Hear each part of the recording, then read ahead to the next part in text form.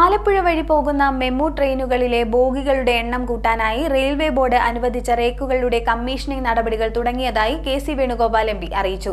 തീരദേശപാതയിൽ യാത്രക്കാർ അനുഭവിക്കുന്ന അനിയന്ത്രിതമായ തിരക്കിന് ഈ കോച്ച് വർധനയിലൂടെ പരിഹാരമാകുമെന്നാണ് പ്രതീക്ഷയെന്നും എം.പി. പറഞ്ഞു. ആലപ്പുഴ വഴി പോകുന്ന മെമു ട്രെയിനുകളിലെ ബോഗികളുടെ എണ്ണം കൂട്ടാനായി റെയിൽവേ ബോർഡ് അനുവദിച്ച റേക്കുകളുടെ കമ്മീഷനിംഗ് നടപടികൾ തുടങ്ങിയതായി കെ.സി. വേണുഗോപാൽ എം.പി. അറിയിച്ചു. താമ്പരത്തെ മെമു വർക്ക് യാർഡിലാണ് കമ്മീഷനിംഗ് നടക്കുക. കപൂർത്തല റെയിൽവേ കോച്ച് ഫാക്ടറിയിൽ നിർമ്മിച്ച റേക്കുകളാണ് കഴിഞ്ഞ ദിവസം താമ്പാരത്ത് എത്തിച്ചത്. കമ്മീഷനിംഗ് നടപടികൾ പൂർത്തിയാക്കി 2 ആഴ്ചയ്ക്കുള്ളിൽ റേക്കുകൾ തിരുവനന്തപുരം ഡിവിഷനിൽ എത്തിക്കുമെന്ന് ഡിവിഷണൽ റെയിൽവേ മാനേജർ അറിയിച്ചതായും എം.പി. വ്യക്തമാക്കി. രാവിലെ 7:25-നുള്ള യാത്രക്കാർ തിങ്ങി നിറഞ്ഞു പോകുന്ന ആലപ്പുഴ എറണാകുളം മെമുവിൽ ഉൾപ്പെടെ ഈ പാതയിൽ ആളുകൾ അനുഭവിക്കുന്ന അനിയന്ത്രിതമായ തിരക്കിന് ഈ കോച്ച് വർധനവിലൂടെ പരിഹാരമാകുമെന്നാണ് പ്രതീക്ഷിക്കുന്നതെന്നും കെ.സി. വേണുഗോപാൽ എം.പി. പറഞ്ഞു.